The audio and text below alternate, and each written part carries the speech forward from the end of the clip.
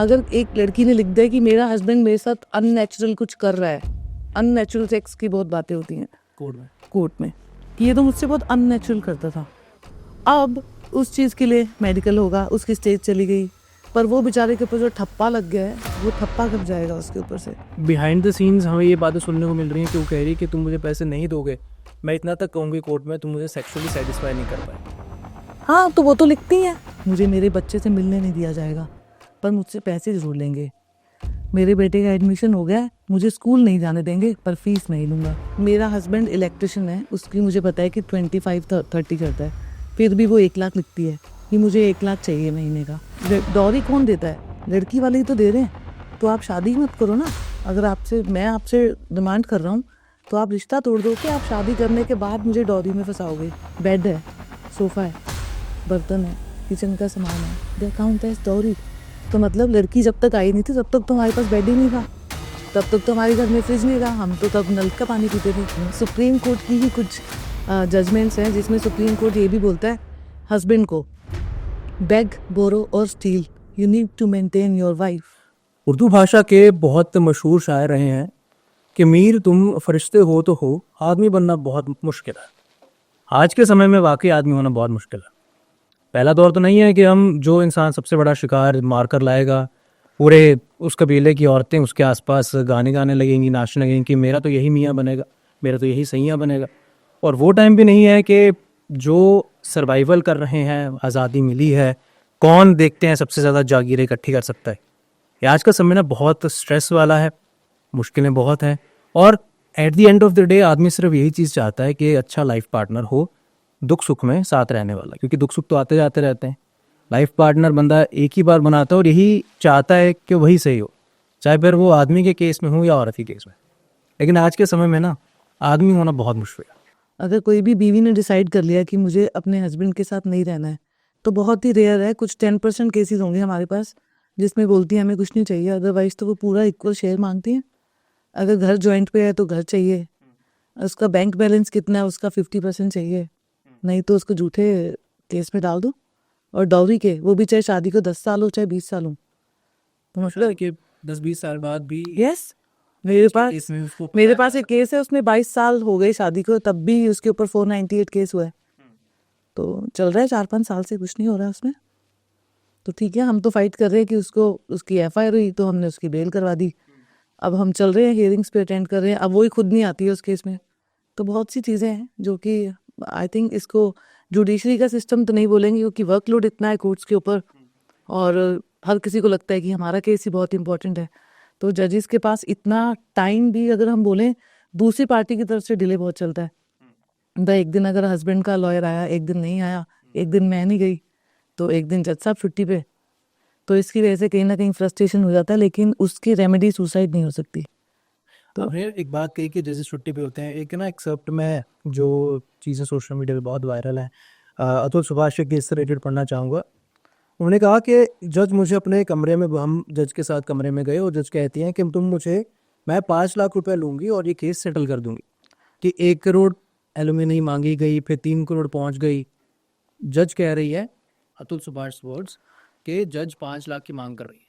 जज तो पैसा मांगते हैं। देखो, ये मेरा 16 साल का एक्सपीरियंस है और इससे पहले भी मैं लॉ से जुड़ी हूँ और बहुत लोगों के साथ, इतना वाइड रेंज के एडवोकेट्स को मैं जानती हूँ। दिल्ली कोर्ट से मैंने अपनी जर्नी स्टार्ट की थी, देन हम चंडीगढ़ आए और मेरा मुंबई, गुजरात, सब जगह पे केसेस होते हैं। मैंने तो आज तक कभी ऐसा ना तो किसी के थ्रू सुना है कि जज अपनी कोर्ट में 5 लाख की डिमांड कर रहे हैं। तो ये एक कहीं ना कहीं बात डाइजेस्ट नहीं होती है कि जज ने डिमांड की अपने लिए 5 लाख की कोर्ट के बाहर। कोर्ट के बाहर, ये क्या बात हुई? मतलब हमने तो कभी नहीं सुना। तो आई थिंक मैं तो इस चीज़ में, मेरा कोई पर्सनल एक्सपीरियंस ऐसा नहीं है कि नहीं, नो, बट फिर भी जजेस पैसे नहीं मांग सकते, जज पैसे नहीं मांग सकते। No, never.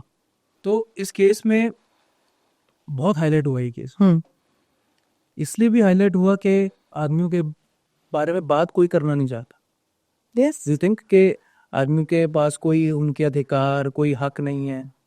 Why Mother's Day is celebrated but Father's Day is ignored? No, Father's Day होता है, क्यों नहीं होता है? हमारी फैमिली में मनाया जाता है फादर्स डे। बट उसका सोशल स्टिग्मा तो ये है ना कि पापा को कौन बोले फादर्स डे, मदर्स डे ठीक है, मम्मी को बोल। नहीं नहीं नहीं, तो ये देखो, ये जो कोर्ट का सिस्टम है उसमें ही एक मैन है जिसको ऐसा लगता है कि मेरे लिए राइट नहीं है, उसके लिए राइट्स हैं।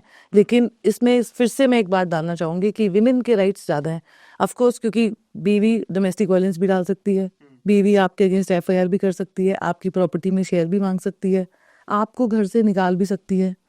खुद के घर से निकलवाने का। हाँ हाँ, बहुत निकाले बैठे हैं। कई क्लाइंट्स हैं जो मेरे बाहर मतलब इंडिया छोड़ के भी जा चुके हैं, और बीवी उनके 2-3 जो कोठियाँ हैं सब पे कब्जा करके बैठी है, पर कोई सिस्टम हिला नहीं पा रहा है उसको। क्यों आपको ऐसा, मतलब आफ्टर ऑल लॉ मेकर तो पार्लियामेंट है, सुप्रीम कोर्ट, उन्होंने तो वही लॉ फॉलो करना है जो उनको सामने से प्रेजेंट किया जाएगा। तो क्या इतने बड़ी सुप्रीम कोर्ट की कोई अथॉरिटी नहीं है कि वो कह सके हमारी पार्लियामेंट को कि इस लॉ में आप ऐसे बदलाव कर सको? इसमें बदलाव आए हैं। जब इनिशियली मैंने प्रैक्टिस स्टार्ट की थी तो उस टाइम पे जब ये 498 जो था, फर्स्ट थोड़ा सा बैकग्राउंड पे आते हैं, जो जो फर्स्ट 498 थी ये मेरी फैमिली पे ही हुआ था केस। और आई स्टिल रिमेंबर, मैं तब लंदन थी और मैं मास्टर्स कर रही थी लॉ में, और मेरी फैमिली जहाँ पे मेरे छोटे ब्रदर की शादी थी, पर्सनल एक्सपीरियंस बता रही हूँ अपना, और एफआईआर करवा दी। उसने शादी करने से रिफ्यूज़ कर दिया, कुछ रीज़न था कि लड़की का पुचन कुछ था, हम उस पर कोई कमेंट नहीं करना चाहेंगे।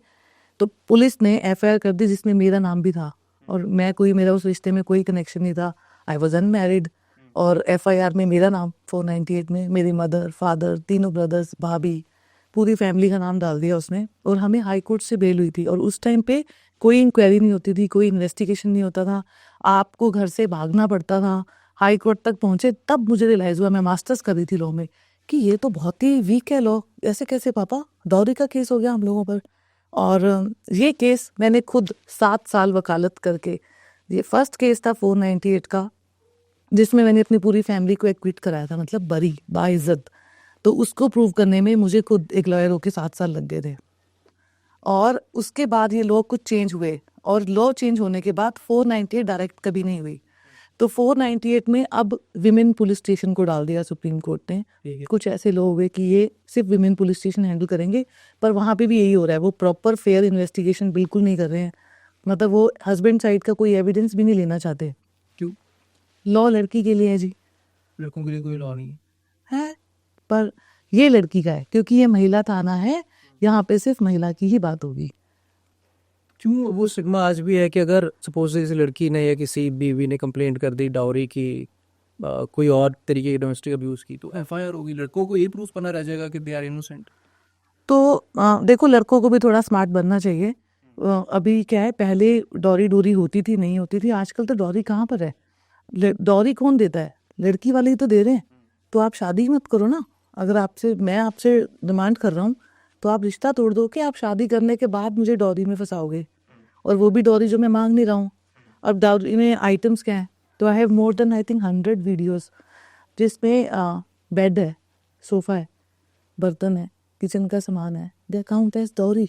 तो मतलब लड़की जब तक आई नहीं थी तब तक तो हमारे पास बेड ही नहीं था, तब तक तो हमारे घर में फ्रिज नहीं था, हम तो तब नल का पानी पीते थे। तो उसको वो डॉरी आर्टिकल्स में ले लेते हैं। ज्वेलरी, कौन सी लड़की है जो शादी के बाद अपनी ज्वेलरी अपनी मदर इन लॉ को दे रही है, फिर वो सब ज्वेलरी भी मांगते हैं। तो वो जो ग्रीड है वो थाने से शुरू होकर जब तक वो बेचारा उसको डिवोर्स नहीं देगा तब तक चलता है। एफआईआर होने पे रिकवरी कराओ, बेल लेने पे पैसा चाहिए, मेंटेनेंस पे पैसा देना है, डिवोर्स पे पैसा देना है। तो अब कुछ बेचारे जो कि मेंटली बहुत स्ट्रगल कर लेते हैं, तो ये जो स्टेप इसने उठाया है वो बहुत लड़कों ने किया है। ये बेचारा थोड़ा स्मार्ट था जो हाईलाइट हो गया, नहीं तो कई तो दबे हुए हैं, कई तो अपनी पूरी ज़िंदगी की पूंजी लगा चुके हैं अपनी बीवी इस तरह की से पीछे छुड़वाने के लिए, क्योंकि वो फिर तब तक नहीं छोड़ती आपको, आपके परिवार की जड़ तक जाती है वो। इवन वो आपके लॉयर्स को भी टारगेट करती है। लॉयर्स टारगेट होते हैं? Of course. कैसे? ओहो, बड़ी दुख भरी खबरें हैं। नहीं, कोई बात नहीं। ठीक है, तो लॉयर्स कैसे टारगेट होते हैं, सपोज मैं आपको हेल्प कर रही हूँ केस में, और अगर वो लड़की को ये पता चल गया, हमारे पास एविडेंस के बिना कोई केस कभी भी मतलब कोर्ट नहीं सुनता, अगर आपके पास एविडेंस नहीं है। अब अगर आपके पास एविडेंस है, आप अगर वो थाने में लेके चले गए हो कि आप मेरे क्लाइंट को परेशान कर रहे हो, हमने कोई डॉरी नहीं किया, वो चैट्स को इग्नोर कर देते हैं जो कि बिफोर मैरिज है, हम बोलते हैं, ये बोल रही है कि इसने डायमंड के 5 सेट दिए, इसके पास एक का भी बिल है, नहीं मैडम लड़की ने लिख दिया, तो मतलब तो एडवोकेट सपोर्ट कर रही है, तो देन वो जो बैटल है उससे स्टार्ट होके यहाँ तक शुरू हो जाती है, ये कैसे कर रही है यहाँ पर। देन हम एविडेंस, उनको पता है अब एफआईआर भी करवा ली उसने। उसके बाद जब बेल में जाएंगे वही पेपर्स दिखा के मैं कोर्ट से बेल ले रही हूँ लड़के की, जलील कर रही हूँ। और जब मैंने लड़के की बेल करवा दी कोर्ट से तो वही एविडेंस कोर्ट ने देख के बेल दे दी लड़के को, तो पुलिस ने उसको देख के एफआईआर क्यों किया? तो यहाँ पे जो ये लड़की है इसका जो ग्रीड है, उसको पता है कि अब मुझे रिकवरी भी मिलेगी, तो वो उस एडवोकेट को उस रास्ते का रोड़ा समझते हैं कि इसके पास सब है मेरे अगेंस्ट, ये कुछ भी कर सकते हैं। तो हम भी टारगेट हो जाते हैं। कई केसेस में तो मेरा भी लिखा हुआ है कि सपना सेठ भी डाउरी मांग रही है और मैं उनको जानती भी नहीं हूँ, नहीं भी मांगा होगा। बट फिर ऐसे केसेस में कोई रिफॉर्म्स क्यों नहीं आ रहे हैं, कोई लॉज में रिफॉर्म क्यों नहीं आया? अगर हमारे सुप्रीम कोर्ट के जजेस को पता है कि ऐसी चीज़ें हो रही। हाँ, सुप्रीम कोर्ट तक अगर जाना है तो मैं एक बात करती हूँ, सुप्रीम कोर्ट की ही कुछ जजमेंट्स हैं जिसमें सुप्रीम कोर्ट ये भी बोलता है हस्बैंड को, बेग, बोरो और steal, you need to maintain your wife. मतलब चाहे भीख मांग, चाहे किसी से उधार ले, चाहे चोरी कर, पर तुझे अपनी बीवी को मेंटेनेंस देनी होगी। तो कहीं ना कहीं हस्बैंड के माइंडसेट इतने हो चुके हैं, क्योंकि ये जजमेंट्स आजकल डिजिटल है, सब कुछ वो सब चेक कर पाते हैं। आपने ही गूगल से निकाला होगा सब कुछ, तो आप समझिए कि वो माइंडसेट हो चुका है, क्योंकि अब एक सुप्रीम कोर्ट ही ऐसे बोल रहा है। तो इसके लिए भी उन्होंने कई प्रोविजन चेंज किए। फॉर एग्जाम्पल, लड़की की इनकम एफिडेविट, लड़के का इनकम एफिडेविट एक मेंटेनेंस के केस में डलता है, जिसमें कोर्ट देखता है कि ये कितना अर्न कर रही है, ये कितना अर्न कर रहा है, देन डिसाइड करता है। पर कभी ऐसा नहीं हुआ आज तक कि लड़की ने अगर झूठ भी लिख दिया केस में कि आई एम हाउस वाइफ और वो वर्किंग है, तब भी कोर्ट उसको मेंटेनेंस दे रहा है। उसके लिए फिर से अपील पे जाएगा, वो हाई कोर्ट जाएगा, हाई कोर्ट 2 साल तक लड़ेगा, हाई कोर्ट ने फिर से बोल दिया बीवी को पैसा दो, अब वो कहाँ जाएगा? Supreme court. और सुप्रीम कोर्ट जाने तक उसकी जो हालत हो जाएगी तो उसके पास फिर सुसाइड ही बचता है। लड़का पैसे नहीं मना नहीं कर सकता, तो जेल जाएगा, मना करेगा तो जेल जाएगा। Of course. तो अगर एक लड़की काम कर रही है, जैसे मैं कुछ चीज़, जब से ये केस हाईलाइट हुए ना, बहुत सी चीज़ें हम सोशल मीडिया पे पुराने क्लिप्स किसी कोर्ट हियरिंग की बाहर आ रही हैं। एक जज ने पूछा कि आप अपने क्लाइंट की लेके आए हो कि इसको हर महीने मेंटेनेंस 6 लाख रुपए चाहिए, कैसे जस्टिफाई करोगे आप 6 लाख रुपए? उसने करना क्या 6 लाख? तो ये अमाउंट कैसे डिसाइड होती है कि कौन कितने हकदार है? तो कुछ तो बहुत ही अनरीजनेबल होते हैं, उनको तो कोई भी कितना भी मांग ले। कुछ लड़कियां बहुत अनरीजनेबल होती हैं। आई डोंट नो, मैं उनके एडवोकेट्स पे भी क्वेश्चन करना चाहूँगी वैसे, कि वो पिटीशन बनाते हैं। मेरा हस्बैंड इलेक्ट्रिशियन है, उसकी मुझे पता है कि 25-30 करता है, फिर भी वो 1 लाख लिखती है कि मुझे 1 लाख चाहिए महीने का। अब कोर्ट ने एक स्टेज है जहाँ पे आपको इनकम एफिडेविट, फिर से आऊँगी मैं उस पर, वो इनकम एफिडेविट पे बोल भी रहा है कि मैं तो इतना ही कमाता हूँ। जज फिर भी कहीं ना कहीं उसकी इनकम को देख के लगा देते हैं उसको मेंटेनेंस। पर उसने जो 1 लाख लिखा वो क्या सोच के लिखा? तो कुछ ये जो आप वीडियो की बात कर रहे हो, एक जज ने इस पे बोला भी है कि ये वाइफ जो 6 लाख क्लेम कर रही है, ये खुद क्यों नहीं कमा लेती? तो शादी इसलिए तो नहीं की कि हस्बैंड से उसका जो भी कमा रहा है उसका मुझे शेयर भी चाहिए। और अगर बेचारे का बच्चा है फिर तो मतलब वो बर्बाद है, फिर तो उसको बच्चे के लिए प्रॉपर्टी भी बनानी पड़ेगी, बच्चे को मेंटेनेंस भी देनी है, बीवी को भी देनी है। जो मेरी ड्यूटी है उसको मेरे ऊपर एक लाइबिलिटी बना दिया जाता है। मुझे मेरे बच्चे से मिलने नहीं दिया जाएगा, पर मुझसे पैसे ज़रूर लेंगे। मेरे बेटे का एडमिशन हो गया है, मुझे स्कूल नहीं जाने देंगे, पर फीस नहीं लूँगा। तो सैड है ये सब कुछ। क्यों एक बाप को बच्चे से मिलने से रोका जाता है? कोर्ट का क्योंकि में हाथ रहता है कि कोर्ट क्या है? क्योंकि आई थिंक एक कोर्ट इतना तो रीजनेबल हो सकता है एक बच्चे को बाप से देखो, कोर्ट की एक बात समझिए, कोर्ट सिर्फ ब्लैक एंड व्हाइट जानता है। कोर्ट ने ऑर्डर दे दिया, अब हस्बैंड ने कस्टडी का केस डाल दिया। कोई इमोशंस, कोई सेंटिमेंट्स कोर्ट में नहीं होते, everything is black and white. होता है पर इतना नहीं। देखो, पेपर्स पे जाना पड़ता है। आप हस्बैंड हो, आपने कस्टडी डाल दी बच्चे की, विजिटेशन राइट्स मिल गए आपको मिलने के, आप बच्चे को मिलने जा रहे हो, हफ्ते में 1 बार अलाउ है, और बाई चांस बीवी ने कोई ड्रामा कर दिया कि मुझे तो फीवर है, मैं नहीं आ सकती, तो वो बेचारा कहाँ जाएगा? फिर से कोर्ट ही जाएगा। तो वो फिर से वेट करते हैं, तो वो उस तरह से ट्रिगर करते हैं उसको। तो मतलब वो आज, मतलब मुझे बोलना नहीं चाहिए, पर उस लेवल तक ले आती है कि हस्बैंड के पास कुछ बचता ही नहीं है। अब कईयों ने बेचारों ने सेक्शन 9 डाले होते हैं। सेक्शन 9 इस घर बसाने का केस। जैसे बीवी का अफेयर चल गया कहीं पे और वो घर छोड़कर चली गई, वो बेचारा उसको बुला रहा है, उसको कहीं से पता चलता है भाई इसका तो कहीं चक्कर भी चल रहा है, तो वो हमारे पास आते हैं कि मैम मैं डिवोर्स नहीं देना चाहता। तो एक प्रोविज़न है लॉ में, जो लड़कों के लिए आप लॉ बोल रहे हो, that is restitution of conjugal rights, जिसको सिंपल लैंग्वेज में घर बसाने का केस। अब वो घर बसाने का केस डाल देते हैं, लड़की उसमें भी नहीं आती। उसमें भी घर बसाने का केस, मतलब मेरी बीवी चली गई और मैं उसको बुला रहा हूँ, ठीक है, और वो वहाँ पे जाके कह रही नहीं ये तो डॉरी मांगता था, पर वो बोल रहा है मैंने तो घर बसाने का केस डाला है। उस चीज़ को भी इग्नोर करके उसके ऊपर मेंटेनेंस लग जाता है, उस चीज़ को भी इग्नोर करके उसके ऊपर एफआईआर हो जाती है। वो बेचारा चिल्लाता रहता है वो सेक्शन 9 का पेज लेके कि मैंने तो घर बसाने का डाला है, तो मेरे ऊपर डॉरी क्यों? क्या ऐसे केसेस में डू यू थिंक कि शादी एक टाइम पे आज बिजनेस बन के रह चुकी है? बहुत बड़ा, क्योंकि आई वॉन्ट बहुत जैसे मैंने कहा कि एग्जांपल्स हैं, हम खुद बहुत चीज़ें देखी हैं। केस मैंने कहीं सुना था, शादी को आई थिंक अभी 1 महीना हुआ है लेकिन डाइवोर्स कर दिया, और बिहाइंड द सीन्स हमें ये बातें सुनने को मिल रही हैं कि वो कह रही है कि तुम मुझे पैसे नहीं दोगे, मैं इतना तक कहूँगी कोर्ट में, तुम मुझे सेक्सुअली सेटिस्फाई नहीं कर पाए। हाँ तो वो तो लिखती हैं, ये बहुत सारे आम लिखती हैं। अभी ठीक है, मैं इस क्लाइंट का नाम नहीं ले सकती। सेक्सुअल कंपैटिबिलिटी भी एक फैक्टर होता है कि सिर्फ चोट पहुंचाने के लिए लगाया जाता चोट पहुँचाने के लिए। मैं भी इसका एक बहुत अच्छा आपको एग्जांपल देने वाली हूँ। तो हमारा एक क्लाइंट है जो कि आर्मी में है, और आर्मी में सबके मेडिकल टेस्ट होते हैं। ऑफ कोर्स वो फिजिकली बहुत फिट है और उसका फैमिली बैकग्राउंड भी बहुत अच्छा है, मतलब उसकी फैमिली भी सब फौजियों की है।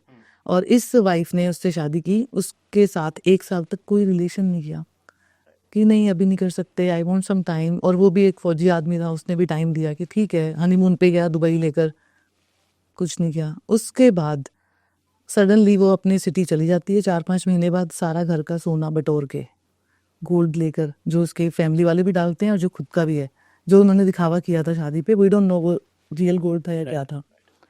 अब ये लड़की चली जाती है और एक कंप्लेंट कर देती है अपने स्टेट में कि ये तो इम्पोर्टेंट है बंदा, इसने तो मुझे बताया नहीं, इसने तो मेरे साथ कभी कुछ किया ही नहीं, और इसकी माँ ने मुझसे दहेज मांग लिया, इसने मुझसे ये मांग लिया, इसने मुझसे वो मांग लिया। उस पुलिस के पास मैं खुद अपने ऑफिस के साथ 5 से 6 बार विजिट किया। पुलिस स्टेशन में बताया कि लड़की खुद एडमिट कर रही है कि मेरा आपका रिलेशन ही नहीं बना, तो क्या वो शादी है? नहीं। हिंदू मैरिज एक्ट में अगर हस्बैंड और वाइफ का कोहैबिटेशन नहीं हुआ, विच मीन्स उनके बीच में इंटरकोर्स नहीं हुआ, तो वो तो शादी ही वैलिड नहीं है। तो अब तो दहेज कहाँ से आ गया? तो तू खुद मान रही है कि हमारे बीच में कुछ नहीं हुआ। तो मैं तो खुद एक बंदा होके वो बात नहीं कर पा रहा हूँ थाने में कि ये मुझे परमिट नहीं करती थी कुछ करने को, और आज ये मुझे इम्पोर्टेंट बोल रही है। मुझे उस बेचारे को प्रूव करने के लिए मैं कहा भाई मुझे मेडिकल भी ला दे, मतलब एक फौजी से बोल रही हूँ मैं, और उस बेचारे ने मुझे गवर्नमेंट के क्या, पीजीआई के क्या, कहाँ कहाँ के डॉक्यूमेंट्स ला के दिए कि he is healthy and fit. फिर से वाइफ ने उसको इम्पोर्टेंट बोल दिया और उसकी एफआईआर हो गई। अब क्या वो बीवी है? नहीं। और मैंने उसका क्या केस डाला है? अनलमेंट ऑफ मैरिज, कि ये शादी ही नहीं है, शादी नहीं। तो मैं सिंगल ही हूँ। तो मैं उसको ही बोलती हूँ यार सिंगल, क्योंकि वो खुद मान रही है कि हमारे बीच में कुछ नहीं हुआ, बट एफआईआर तो हो गया, उसकी फैमिली को भी हरास किया या। अब फौजी को बेल मिली है, पर फौजी के ऊपर क्रिमिनल रिकॉर्ड तो बना लिया, तो हटती नहीं है ये लोग। वो भी ऐसा कि सोशल स्टिग्मा या यस, पूरी society- इम्पोर्टेंट, बिल्कुल खुल के वो ओपनली बोल रही है थाने में, मैं अभी तक वर्जिन हूँ। Can you imagine? फिर भी हो रहा है। तो बहुत कुछ है लॉ में, तो वो ना ही बताएं तो अच्छा है, राइट बच्चों? तो ऐसे केसेस में how can a court decide कि कौन सही है कौन गलत है? कोर्ट को डिसाइड करने में बहुत टाइम लगता है, तो कोर्ट सडन सिर्फ इंटरिम रिलीफ देता है। एफआईआर हो गई, जैसे बेल। बेल, तो कोर्ट आपको रिलीफ देता है कि आप अरेस्ट नहीं हो सकते। तो अब कोई हस्बैंड वाइफ इस तरह से, मतलब वाइफ ने केस डाल दिया तो हस्बैंड अरेस्ट नहीं होता, तो ये भी प्रॉब्लम है लड़कियों को कि ये तो अरेस्ट ही नहीं हुआ, इसकी तो बेल हो गई। बेल कैसे हो गई? अब ये तो जजेस ने की है, कुछ सोच के की होगी, जो उन पुलिस वालों ने नहीं देखा वो जज ने देखा। उसके बाद भी वो हर डेट पे आती हैं उसको ह्यूमिलेट करने कि इसको एक्यूज्ड कहा जा रहा है, इसकी माँ को एक्यूज्ड कहा जा रहा है, तो मतलब उनको सेटिस्फेक्शन मिलता है उसको वहाँ देखकर बहुत। तो बीइंग अ लॉयर, आप जब ऐसे लोगों से सपोज कोर्ट के बाहर मिलते हो तो उनके चेहरे पे वो शर्म, ओह माय गॉड, मैं तो पसीने छूट गए। मैं जब इनको बाहर मिलती हूँ तो मेरे तो बहुत ही अगेंस्ट हैं लोग, क्योंकि कहीं ना कहीं मुझे ऐसा लगता है कि एक विमेन लॉयर होकर लड़कों को सपोर्ट करना ये एक बहुत बड़ा चैलेंज बन चुका है मेरे लिए, तो स्पेशली क्योंकि मेरी लॉ फर्म में सब विमेन लॉयर्स हैं, और हम जब एक लड़के को सपोर्ट करते हैं तो इंटरनली कहीं ना कहीं हम उनसे कनेक्ट हो जाते हैं, हम जानना चाहते हैं, क्योंकि आपको पता चल जाता है, डॉक्टर को आपकी नब्ज देख के पता चल जाता है, तो लॉयर को अपने, ऐसा नहीं है कि वो मेरा क्लाइंट है। अभी आपने थोड़ी देर पहले बोला था कि अगर क्लाइंट ने मर्डर भी कर दिया तब भी आप उसको सपोर्ट करोगे, दैट इज़ अनदर केस, लेकिन इसमें इमोशन है, फैमिली है, अगर वो बिल्कुल ठीक है तो उस केस के लिए अगर हम उसकी फैमिली के साथ खड़े हैं तो कहीं ना कहीं वो हमें जब टारगेट करते हैं तो हमें बहुत बुरा लगता है कि ये तो उनको तो क्या ही छोड़ेगी, ये तो हमें ही नहीं छोड़ रही है। तो मतलब ऐसी लड़कियों के लिए कुछ तो होना चाहिए, मतलब बनना चाहिए। मतलब मुझे लगता है कि लड़कों के लिए भी कुछ लॉ होने चाहिए स्ट्रिक्ट, जो सुप्रीम कोर्ट को कुछ स्टेप लेना चाहिए। द पार्लियामेंट में इस बात का मुद्दा अतुल के केस के बाद तो होना चाहिए, क्योंकि अतुल ने जो किया है अब इससे आई थिंक बहुत लोग सीखेंगे भी। कि मुझे तो ये भी डर है कि अब लड़के ये ना करना शुरू कर दें। हम अपने लड़कों को काउंसिल करते हैं अपने ऑफिस में बिठा के कि आप ऐसा कोई स्टेप मत लेना, क्योंकि अतुल ने, मैं अभी भी बोलूंगी, जो किया है वो राइट नहीं है। हम लोगों को इससे सीखना चाहिए कि आपके पास, उसके पास भी था, अपील थी उसके पास, वो जज की कंप्लेंट कर सकता था। अगर आपने बोला ना कि जज ने पैसे मांगे, मैं इस बारे में कोई कमेंट नहीं करना चाहूँगी। ऑफकोर्स मैं एक लॉयर हूँ, मैं एक लॉ फर्म रन करती हूँ, मैं किसी इस तरह का कमेंट नहीं दूंगी। लेकिन वो इसकी कंप्लेंट करता, वेरीफाई होता, हर कोर्ट के अंदर सीसीटीवी होता है, इंस्टॉल होता है, आई थिंक रिकॉर्ड हो सकता था। आई थिंक कोर्ट में अकेले जज और वो तो नहीं थे, और लोग भी थे, क्या कोई विटनेस है? तो मतलब चेम्बर्स में बुला के बात की थी। आई डाउट चेम्बर में इस तरह से बुलाना, नहीं, मैं इसमें कुछ कमेंट नहीं करना चाहूँगी। यस, एक लॉयर को पता रहता है उसका जो क्लाइंट है वो गिल्टी है, इनोसेंट है। Of course. तो ऐसे केसेस में अगर सपोज दूसरी पार्टी, चाहे वो लड़का है लड़की है, वो गलत है, तो लॉयर्स को भी तो फिर लालच दिया जाता होगा कि आप जितनी एलिमनी लाओगे उसका कुछ हिस्सा हम आपको देंगे। एथिक्स पे सवाल हो सकता है, वहाँ भी खड़े होते हो लॉयर्स ये प्रोफेशन पे। नहीं, देखो, एडवोकेट्स का एक काम है, हम कभी लोगों को अप्रोच नहीं करते, लोग हमें अप्रोच करते हैं। तो अगर कोई आई है तो अगर वो अपना थॉट प्रोसेस लेके आई है, उसको आके सब बताना पड़ेगा। She can't play a victim card in front of me कि मैं तो बहुत विक्टिम। हम सब पहले पूछते हैं प्रूफ क्या है आपके पास? मेरे हस्बैंड ने मुझे मारा था, आपके पास कोई एविडेंस है? नहीं है, तो कैसे लिखें? कोई मेडिकल नहीं है। दहेज मांगा, कोई एविडेंस व्हाट्सएप पे? नो। तो कैसे कर देंगे केस? तो मतलब वहीं से हम उनको थोड़ा सा ग्रिल करना स्टार्ट कर देते हैं। जिसके पास नहीं है तो हम तो प्रेफर नहीं करते उनकी हेल्प करना। हाँ, अगर किसी के पास है तो फिर चौड़े में करते हैं। फिर भी सब लोग आप जैसे नहीं होते होंगे ना, कुछ लोग नहीं, सब है, जो सेवा में भी मेवा ढूंढते होंगे। ऐसा तो नहीं है, मेरे कोलीग्स तो नहीं है ऐसे, बाकी तो नो कमेंट्स अबाउट इट। तो अब जैसे मैं अपने लॉयर्स और जजेस के अगेंस्ट कुछ नहीं बोलना चाहूँगी इसमें। नहीं, बट जैसे आपने कहा ना कि लड़कियां आती हैं आपके पास केसेस लेकर, बट एनसीआरबी की तो रिपोर्ट कहती है कि हर रोज 18 लड़कियां डोमेस्टिक वायलेंस का शिकार उस 18 में से सिर्फ 2 या 3 होंगी विक्टिम। बाकी सरकारी डेटा गलत है। बिल्कुल, कंप्लेंट्स आती है ना, वो राइट है कि नहीं वो देखना है। आप वो देखो कितनी होती है उसमें कंप्लेंट, राइट कितनी पे कंप्लेंट होती है और कितनी पे क्या होता है, कॉम्प्रोमाइज किस टर्म में होता है वो भी जानना बहुत ज़रूरी है। किस किस टर्म में कॉम्प्रोमाइज हो सकता है? फाइनेंसिस ओनली, मैं एट द एंड इसका हल सिर्फ पैसा दे, पैसा है। चाहे फिर वो 1 करोड़। अगर वो खर्चे का केस डालेगी तो वो पैसा मांगेगी, वो डोमेस्टिक वायलेंस मांगेगी तो वो पैसा मांगेगी, वो डिवोर्स मांगेगी तो वो पैसा मांगेगी। हर चीज़ पे एक कंडीशन है, क्योंकि वो खुद कुछ नहीं करना चाहती है। उसकी शादी हो गई तो दैट हाउस ये मेरा होना चाहिए, वो कार मदर इन लॉ पीछे बैठनी चाहिए, आई एम योर वाइफ। सो वो वाला एंगल है। बट वो एंगल्स फिर घर खुद ही क्रिएट करते हैं बच्चे परफेक्ट हर चीज़ बनाने के लिए। बिल्कुल। फिर कैसे कोई ये कह सकता है कि हमारे साथ गलत हुआ है? वो गलत करने के लिए उसका लिखना ही बहुत है कि उसने लिख दिया। अगर एक लड़की ने लिख दिया कि मेरा हस्बैंड मेरे साथ अननेचुरल कुछ कर रहा है, अननेचुरल सेक्स की बहुत बातें होती हैं कोर्ट में कि ये तो मुझसे बहुत अननेचुरल करता था। अब उस चीज़ के लिए मेडिकल होगा, उसकी स्टेज चली गई, पर वो बेचारे के ऊपर जो ठप्पा लग गया है वो ठप्पा कब जाएगा उसके ऊपर से? एडवोकेट्स हम ही हैं जो क्रॉस एग्जामिनेशन में बहुत करते हैं, इसने अननेचुरल किया, अननेचुरल किया, हालांकि इनसाइड स्टोरी तो मुझे भी नहीं पता है। तो कहीं ना कहीं हमें भी डाउट क्रिएट हो जाता है कि यार ये सही बोल रही है, गलत बोल रही है। तो तब भी हमें पता होता है 4 साल लड़ेगी, 5 साल लड़ेंगे, 6 साल बाद लड़का खुद ही हार के बोलता है मैम दो इसको कुछ और मेरा पीछा छुड़वाओ, और कितनी बेइज्जती करवाऊंगा।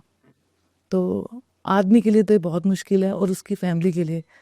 एक घर में बेटे की शादी हो रही है और उस बेटे को पूरी फैमिली में ये उछाला जा रहा है कि ये तो इम्पोर्टेंट है। तो वो जो इतनी खुशी से जिसने शादी की उसकी खुशियाँ कितने टाइम की हैं आप ही देख लो। और जो कि हमारे पास पेपर्स हैं कि वो इम्पोर्टेंट नहीं है, इसने खुद ही नहीं कुछ करने दिया, इसका ग्रीड कुछ और है। और वो अब डिमांड क्या करती है FIR करने के बाद? 50 लाख दे दो।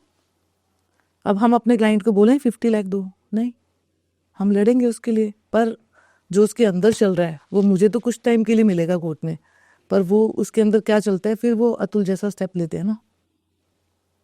स्ट्रांग होना चाहिए आई थिंक, मतलब चूज योर पार्टनर वाइजली। मतलब बहुत अच्छा है फॉरेन का कल्चर, मैं खुद लंदन रही हूँ, मुझे लगता है कि ये लिव इन वाला जो था कंसेप्ट ये बहुत सही था। हो जाना चाहिए इंडिया में। हो जाना चाहिए बिल्कुल। आप लिव इन में रहो भैया, शादी करो 2 साल बाद। और जैसे मुस्लिम लॉ में हक महर डिसाइड होता है, तो प्री होना चाहिए एग्रीमेंट, और उसके अंदर प्रॉपर एक कंडीशन होनी चाहिए। भैया तू मुझे तलाक देगी तो क्या है, उस टाइम पे शायद बुरा लग सकता है बिल्कुल। सबको, पर एक बार बुरा लगेगा, ये रोज का रोना तो नहीं होगा। भाई तू मुझे तलाक देगी तो मैं तुझे 25 लाख दूंगा, क्योंकि तेरे बाप के 25 लाख लगे हैं शादी पे, उसके अलावा कुछ नहीं। तो वो बेटर है ना कि ये सोचना कि मैडम तो 2.5 करोड़ मांग रही है, अब जैसे अतुल की वाइफ ने 1 से 3 पे चली गई। तो ऐसे केसेस में बच्चे की कस्टडी कैसे डिसाइड होती है? क्या एक कोर्ट कभी एक फादर को कस्टडी देता है? हाँ देता है बिल्कुल, अगर वाइफ के अंदर कुछ ऐसा है। देखो कोर्ट बहुत चीज़ें देखता है। अब अगर वाइफ ने एक तरफ तो बोल दिया कि मैं तो कुछ अर्न ही नहीं कर पा रही हूँ, तो फिर तुम बच्चे को मेंटेन कैसे करोगी? तो मुझे इससे पैसा लेके दो, मैं इसको पालूंगी। तो कोर्ट क्या करता है, उससे पैसे लेके उसको देता है, ले तू बच्चा पाल। ठीक है। पर उससे मिलने देगा बस, पैसा मैं दे रहा हूँ, फीस मैं पे कर रहा हूँ, पर ये पालेगी क्यों? क्योंकि ये मम्मी है। और अगर वो मम्मी कहीं एडल्ट्री में है, कहीं कुछ गलत है, तो कुछ मेरे पास भी प्रूव होगा, मैं तभी अपने बच्चे की कस्टडी क्लेम कर सकता हूँ। अदरवाइज कोर्ट का भी एक रुख है कि जो बच्चों की कस्टडी है वो मदर के पास ही होनी चाहिए, गर्ल चाइल्ड की फॉर एग्जांपल। पर कुछ लड़कियां ऐसी भी हैं जो अपना बच्चा भी छोड़ देती हैं कि तुम मुझे पैसे दे दो, बच्चा भी तू पाल ले, क्योंकि उसका अफेयर चल गया। करेक्ट। ये भी बहुत है, ये बहुत ट्रेंडिंग है आजकल। कि अपना बच्चा दो दो, देते हैं कोर्ट को। इन लॉज को दे दो, हमें पैसे दे दो, फ्रीडम दे दो। मतलब फ्रीडम के आगे, कुछ रुपयों के आगे, वो अपनी पीछे की जिंदगी, वो जो मदर इंडिया वाली पिक्चर्स बनी, वो उधर पिक्चर नहीं नहीं, वो सब पिक्चर्स हैं। आप कोर्ट आओ कभी फैमिली कोर्ट में, एक दिन में अगर जाओ तो मोर देन 120 केसेस होते हैं। अगर मैं इन्हीं एरियाज़ की बात करूं, जिस एरिया में मैं हूँ, तो उसमें ज़्यादातर यही चल रहा है, पैसे दो, मेंटेनेंस दो, नहीं दिया अरेस्ट कर दो, वारंट निकाल दो, प्रॉपर्टी डाल दो इसकी। वाइफ का अफेयर चल रहा है पुलिस वाले के साथ, वही पुलिस वाला हो सकते बाद में एफआईआर। वो पुलिस वाले के अंदर इतना दम है, वो कोर्ट में आके बात आर्ग्यूमेंट भी करता है, बोलते हैं हाँ है मेरी गर्लफ्रेंड, एडल्ट्री लीगल है जी, किसने किया? सुप्रीम कोर्ट ने किया। ये सबको पता है। Legal adultery. यस, ये नहीं पता आपको? नेक्स्ट टॉपिक ये होगा,